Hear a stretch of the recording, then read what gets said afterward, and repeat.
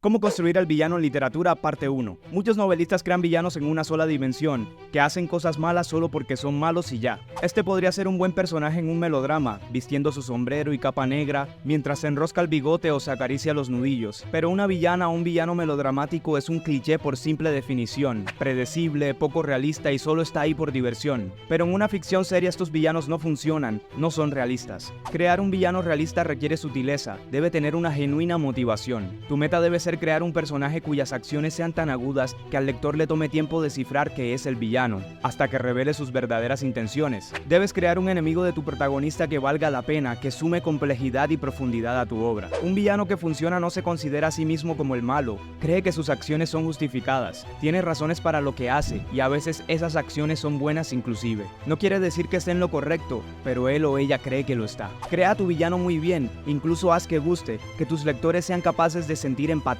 por él. Eso significa que sus acciones, aunque sean malas, son comprensibles y algunas de sus motivaciones pueden ser incluso buenas. El villano más creíble se transformará en un buen antagonista, con heroicas aspiraciones a veces pero con medios malvados. Entonces veamos 5 consejos que te pueden servir si te estás cuestionando cómo construir este elemento de tensión en tu obra. Número 1. Crea una buena y creíble historia de origen de este personaje, todo lo que pasa con él antes del capítulo 1. Aunque no salga del todo en la versión final, explora su psicología para que se entiendan muy bien sus motivaciones.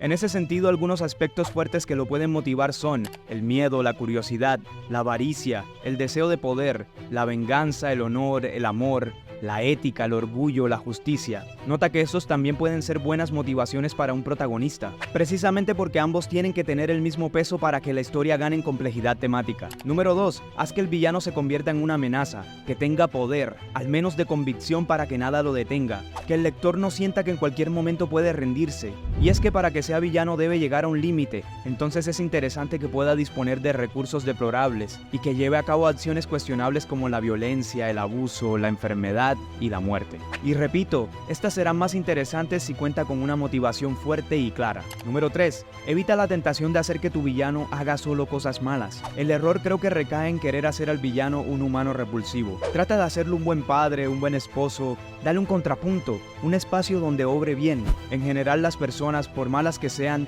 tienen un lugar donde llegar para no solo personificar la maldad. Considera que él es el villano solo desde la perspectiva del protagonista y quizá desde un estándar moral de la sociedad. Pero cuando él o ella se mira al espejo, o cuando lo ve su hijo o su madre, no lo ven con esta lente. Esto hará que en el enfrentamiento con el protagonista, si lo hay, sea más difícil para el héroe la decisión de vencerlo, y con ello el texto ganará en tensión.